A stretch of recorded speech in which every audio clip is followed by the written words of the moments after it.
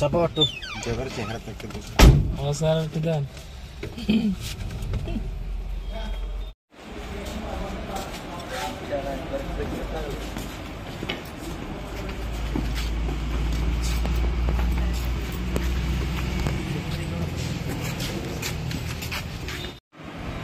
গতকালকে একটা চম্পকনগর একটা ঘটনা হয়েছিল, এটা আসলে কি হয়েছিল একটু বিষয়টা বিস্তারিতভাবে জানেন?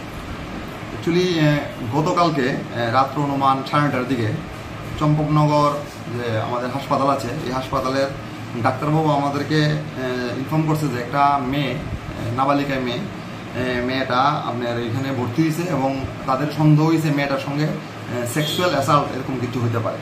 তো এই খবরটা পাওয়ার পরে আমাদের এই জিরেডা পিএস থেকে আমাদের থানার women sub inspector Urmila Mitra এবং চম্পকনগর আউটপোস্টের ওসি সঞ্জয় দেব বর্মা তারা এখানে গেছে, হাসপাতালে গেছে, গিয়া তারা আপনার এই ভিকটিম মেয়েটা আসলো, ওই মেয়েটারে তারা মেডিকেল অ্যারেঞ্জমেন্ট করছে। তো ইন দ্য মিনটাইম মেয়েটার মারেও খবর দেওয়া হয়েছে। মেয়েটার বাড়ি একটু তেলিয়ামুড়াতে।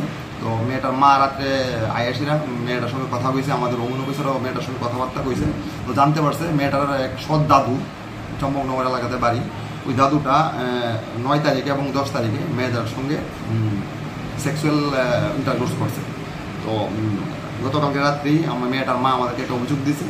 অভিযোগ মূলে আজকে আমরা সকালবেলা ভোর সকালে যে কেসের আসামি অভিযুক্ত গোবিন্দ রূপিণী, ওনারে আমরা এই কেসে অ্যারেস্ট করছি এবং আমরা আজকে ওই ওনারে আগরতলা কোর্টে প্রেরণ করছি। তার বিরুদ্ধে কি কি দ্বারা লাগানো হয়েছে?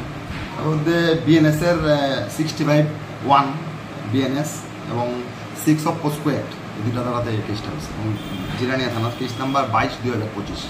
রিমান্ড কি কোনো চাওয়া হবে? না, এটাতে রিমান্ড চাওয়া হয়েছে।